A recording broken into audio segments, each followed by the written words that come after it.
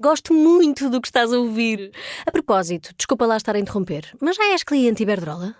Como não? Então tens de ouvir antes isto. Quem fica na Iberdrola ganha mais. Descontos, vantagens, ofertas e só por aderir ganha 100 euros. Se a poupança e a energia verde também são música para os teus ouvidos, liga 800 500 500. Iberdrola. 8 em Faro.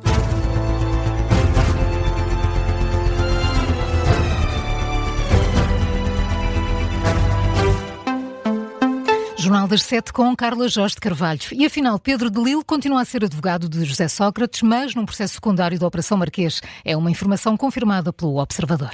A ideia de que Pedro de Lille já não é advogado de Sócrates é alimentada pelo próprio ex-primeiro-ministro, mas a verdade é que não só de Lille continua a representar no processo secundário, como está a lutar para que esse processo se junte ao principal. Se conseguir, pode significar mais um atraso no julgamento. E esse processo secundário nasceu da divisão instrutória do juiz Ivo Rosa. E que pronunciou José Sócrates e Carlos Santos Silva apenas por 3 crimes de branqueamento de capitais e 3 de falsificação de documento, estes últimos, entretanto, já prescritos, e que aguarda ainda a passagem à fase de julgamento. O Observador confirmou que nos autos desse processo não foi adicionada qualquer renúncia de Pedro de Lille e que o advogado continua a representar os interesses do ex-primeiro-ministro. Há ainda um outro dado para confirmá-lo. Há um requerimento apresentado neste processo secundário com a assinatura digital de Lille, com data de 20 de novembro, ou seja, 16 dias depois da renúncia do processo Marquês. Charlie, o que pedia esse requerimento? A várias matérias, pedia o impedimento da juíza desembargadora, alegava uma inconstitucionalidade, 3 nulidades, o pedido de junção do processo secundário ao processo principal da Operação Marquês, uma nova distribuição para julgamento e ainda a exclusão do coletivo presidido por Susana Seca, ou seja, um requerimento com 8 objetos, todos diferentes, mas todos com o mesmo objetivo, fazer parar a Operação Marquês. O Observador tentou contactar Pedro de Lille, que nunca respondeu. É a notícia que faz manchete a esta hora, assinada pelos jornalistas Luís Rosa e João Paulo Godinho.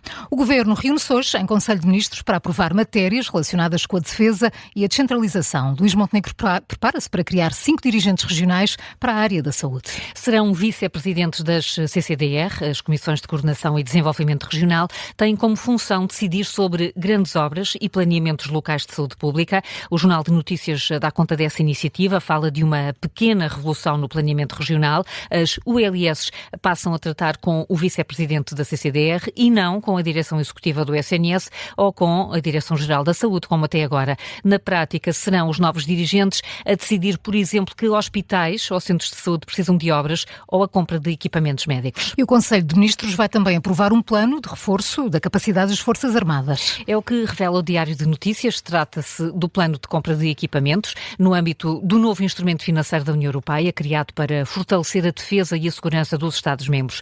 O DN conta que o valor global do plano é de cerca de 5,8 mil milhões de euros, mais do que todo o investimento previsto na Lei de Programação Militar para 12 anos.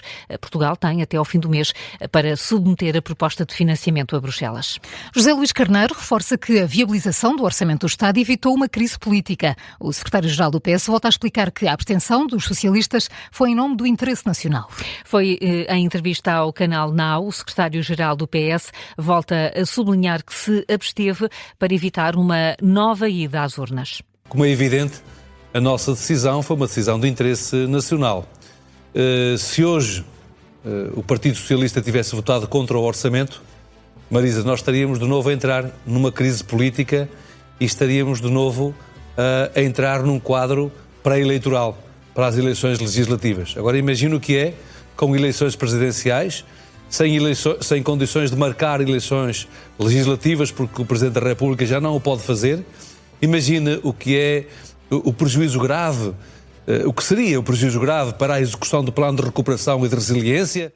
José Luís Carneiro repete que chumbar o orçamento teria causado um prejuízo grave ao país. Lembra que Portugal está a caminho das eleições presidenciais e que por isso não há condições para marcar legislativas. E vamos voltar a falar do Orçamento do Estado no explicador, com destaque para a isenção de portagens em 5 autoestradas. Vamos ter um debate entre PSD, Chega e PS depois do Jornal das 9.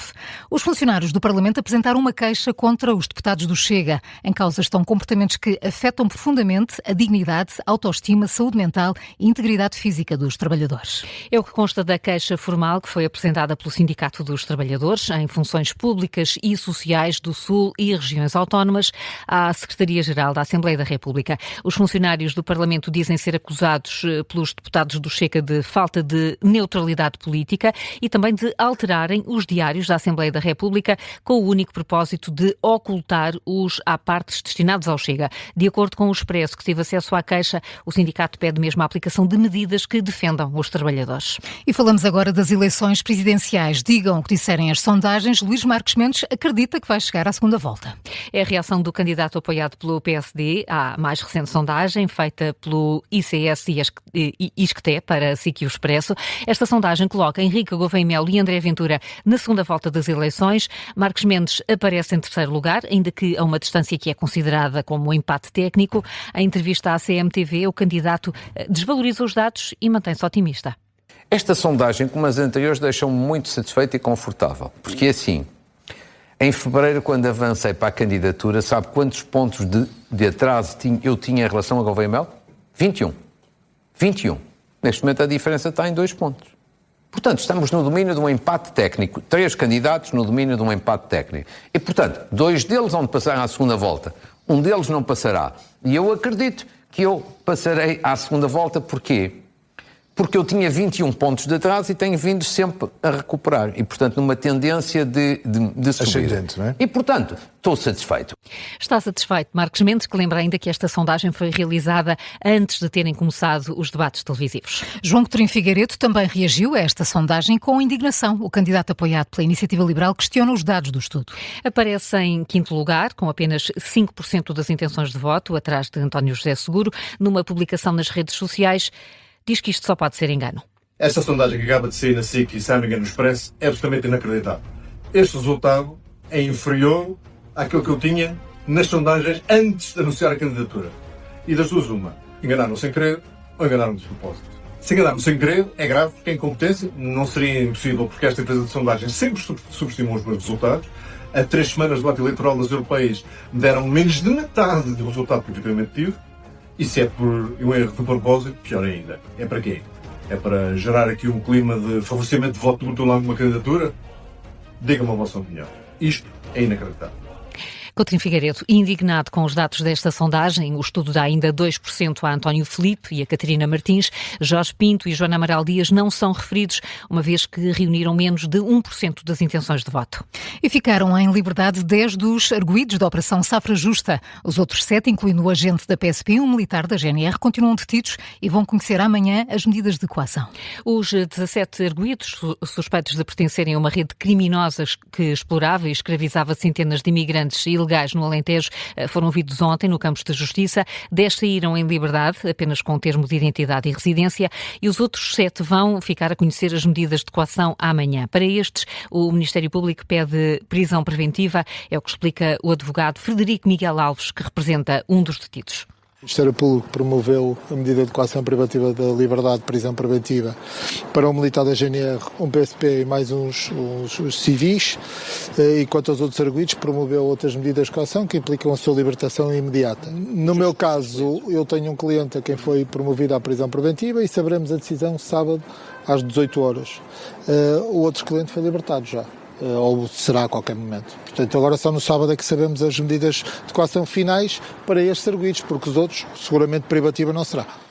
Declarações do advogado Frederico Miguel Alves aos jornalistas à saída do Campos de Justiça já ao início desta madrugada. No total foram detidas 17 pessoas, recorriam à força para obrigar imigrantes a trabalhar na agricultura no Alentejo. Esta organização foi desmantelada terça-feira pela Judiciária. São agora 7h09. Carla, que outras notícias estão em destaque nesta véspera de fim de semana prolongado para muitos?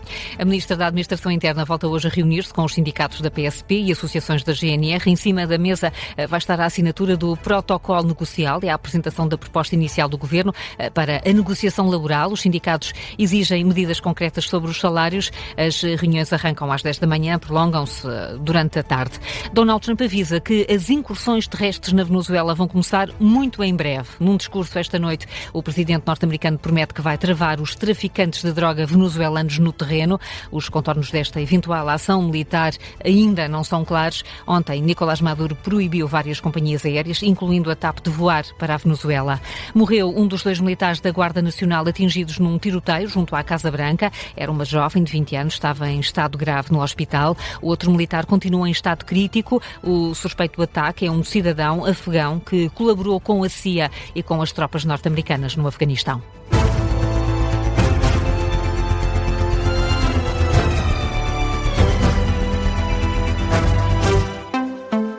Gosto muito do que estás a ouvir.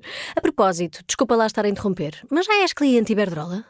Como não? Então tens de ouvir antes isto. Quem fica no Iberdrola ganha mais. Descontos, vantagens, ofertas e só por aderir ganha 100 euros. Se a poupança e a energia verde também são música para os teus ouvidos, liga 800 500 500. Iberdrola.